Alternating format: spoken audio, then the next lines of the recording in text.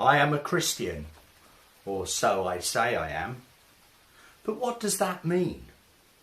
Regular church attendance, giving as required, smiling a lot and tolerating people and circumstances without complaint or criticism. A willingness to volunteer and help out, be involved in the life of the church and pray for others. All of this is good, and I guess it's what we see in a practical sense about being a Christian. It's what's on the surface of practicing at being a Christian. My question is this: does being a Christian need to run deeper? And I don't mean more of the above.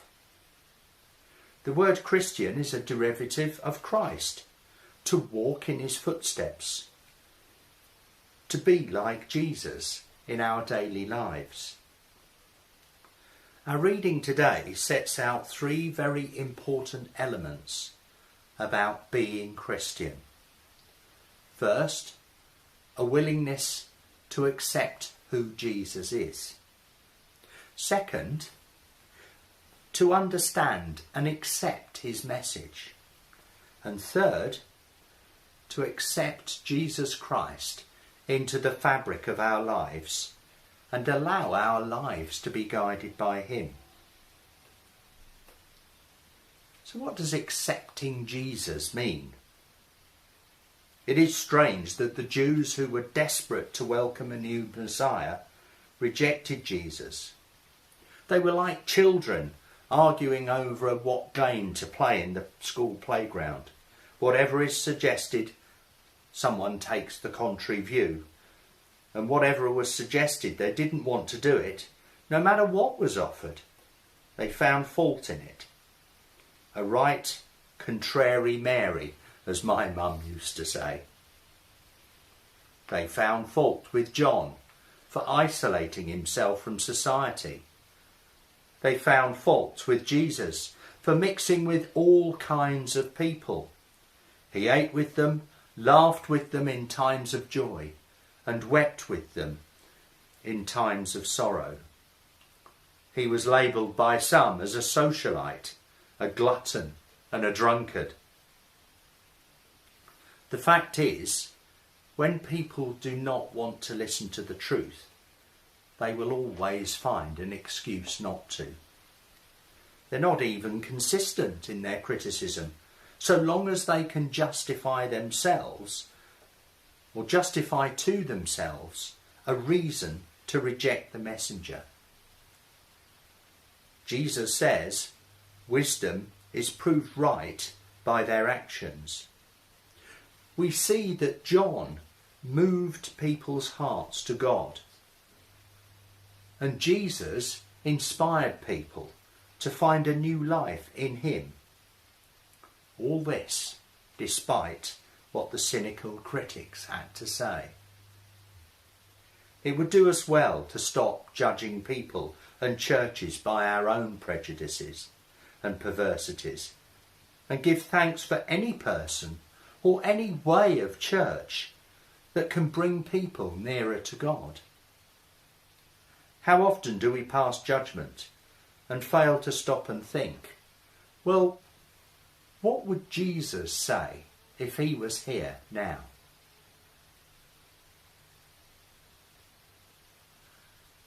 Accepting the message.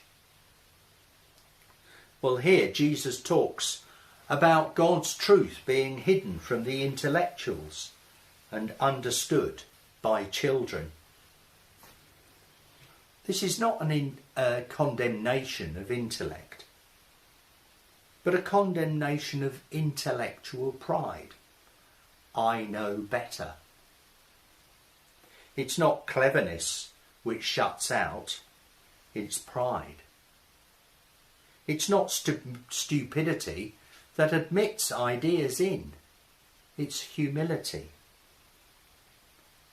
The people of the kingdom are those who do the simple things that serve.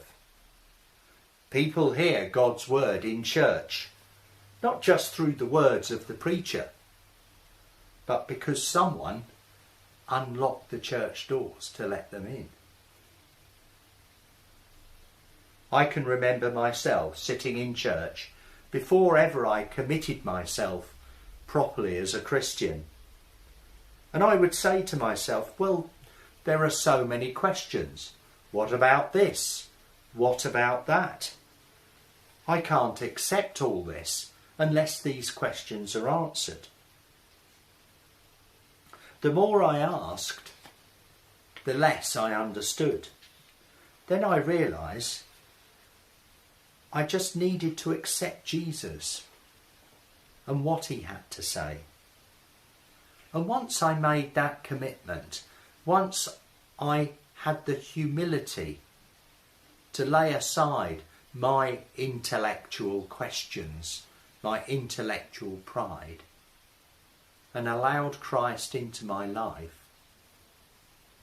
from that point on, the glory of God's kingdom was revealed and continues to be revealed. And it's only now that some of these questions become answered. Mind you, there are still plenty of questions, but there are answers as well.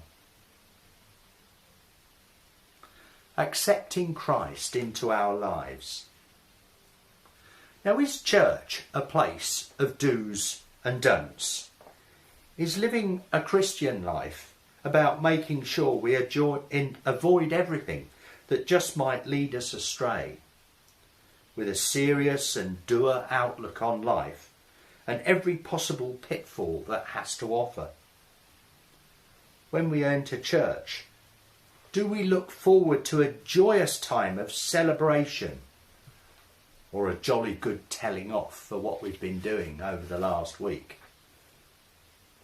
I mean, sit in a pew for any length of time and tell me if you feel joyous or just pain and discomfort after some time. Are we a church of celebration or of sadness and guilt? I fear that to outsiders there is a perception of the latter, an understanding that to include Jesus in your life leads to a life of sacrifice and denial. But Jesus says, "My yoke is easy and my burden is light." Now this might seem confusing when he also told us that we must be prepared to take up the cross. But the word easy in Greek is Christos, which can mean well-fitting. In the day of the ox being the main form of transport, an ox yoke was made of wood. They were roughed out to fit the ox and then measured against the ox, and final adjustments were made to make it fit well on the ox. And if it fitted well on the ox, then it would work harder because it would not have the discomfort of the sharp bits of wood jabbing into it. And legend has it that Jesus the carpenter made the best ox yokes in Galilee. So once again, this very simple, everyday observations tells us so much about accepting Jesus into our lives. If we accept the yoke that Jesus has to offer, we will find that it fits well. And it will add so much to our lives. We need to understand that with Christ in our lives, we're not detracting from life. I often say that when we talk about Christmas and we condemn the commercial Christmas and Father Christmases and all the tinsel and so forth, I always feel that because I'm a Christian and because I can enjoy the Christian celebration of Christmas, I have so much more. It doesn't deny me the tinsel and the enjoyment of Father Christmas and seeing my grandchildren open their presents, it adds so much more to what that time of year is.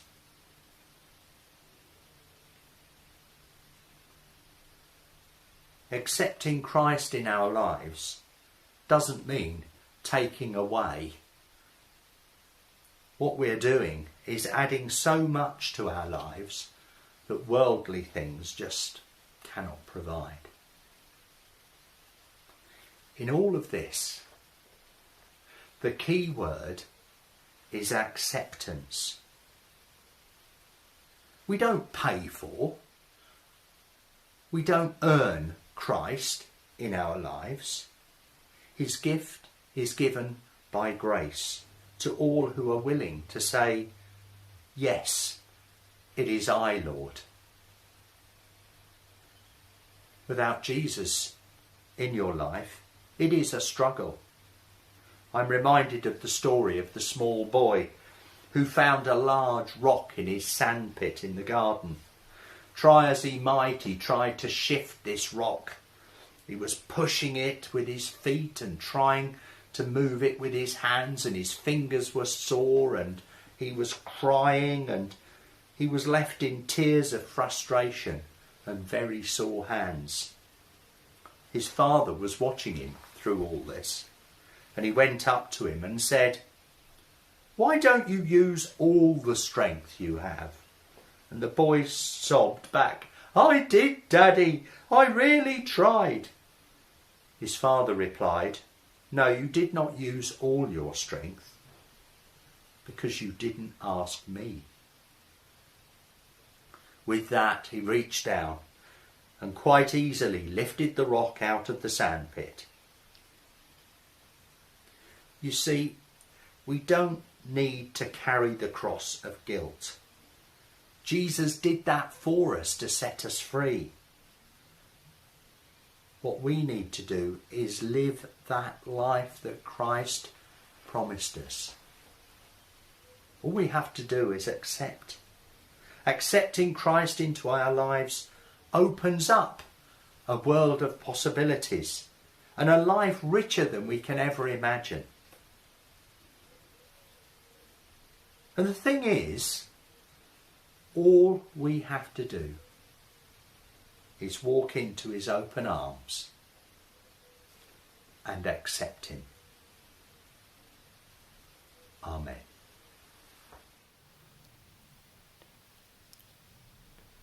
And now a meditation.